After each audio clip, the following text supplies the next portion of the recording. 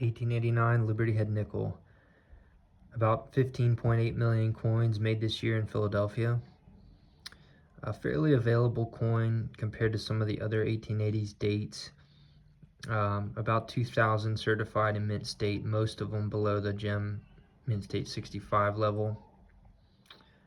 Pricing for a 63 or 64 ranges from about $200 to about $350. That was the highest price I could find for auction. I paid $370 for this.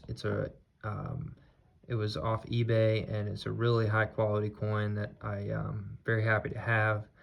It is in a Anax holder, which is not ideal in terms of value at auction, but I don't, the quality of the coin itself is what matters to me, and this one really just checks all the boxes. A needle sharp strike on the obverse, each star fully detailed, no flatness.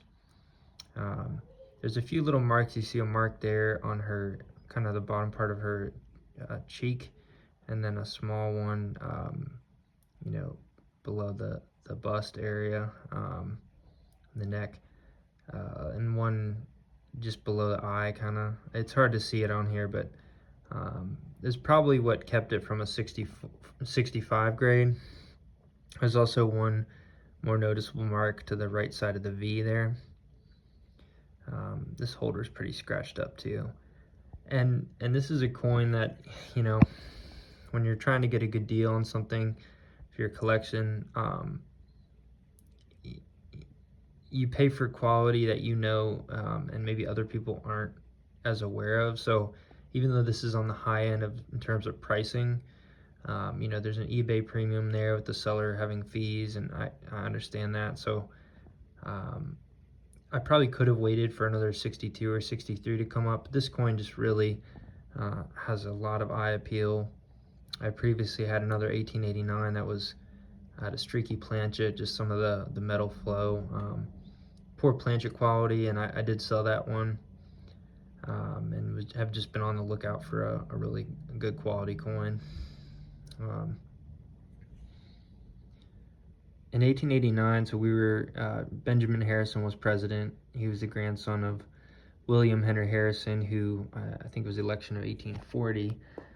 Stood up in the cold DC weather and gave I think it was a 2-hour speech or so on his inauguration day, and got pneumonia and died a month later. So, his grandson being president, 40 years and change, almost 50 years later.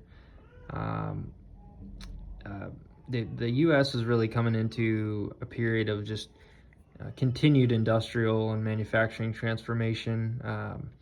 A lot of technologies, firmly established, like rail and telegraph, and westward expansion is still really taking off. We're adding states. The Dakotas, Montana, and Washington all become states this year. And a lot of land is opened up in Oklahoma for settlement. So just an interesting time in our country's history. The Johnstown flood happens in Pennsylvania, a huge event, kind of along the whole East Coast, really. Everyone hears about that, and major loss of life there. So let's see, what else? Well, I guess in terms of coinage, 1889 is a pretty key date for the Morgan dollar series, and Carson City. So the nickel's still pretty low on the totem pole, but it does have a good amount of purchasing power in this time. And really, when coins like this were saved in quality, 15, 16 million is a lot made, but most of these were probably saved more or less by chance. There weren't a whole lot of collectors. There were some and some groups of collectors in different cities, but I think mostly they were focusing on like early American type coins, and there probably weren't too many V-nickel collections happening at that point. But as a fairly new design. But in any case, this is a great high quality coin. You know, I may eventually think about crossing it to PCGS, and it's got really good original surfaces too. It's something, you know, I talk about on pretty much every coin, but you want to see a little bit of golden kind of toning to it. Any blast white coins are, you know, usually dipped, and that doesn't mean that the luster will be gone. It just has a different color to it, and you'll see them right away when you get to kind of know that. And it doesn't always show up on video, but you know, when you're building your expertise in a set and your knowledge of quality, um, especially ordering coins online, you get a sense for what will show up well in hand. But you know, the minute you're inspecting it, you really do. I knew within a minute or so that this was just a really high quality coin that I wanted to keep in the collection. So yeah, keep cherry picking for quality. I definitely feel like this series is underrated and certainly undervalued.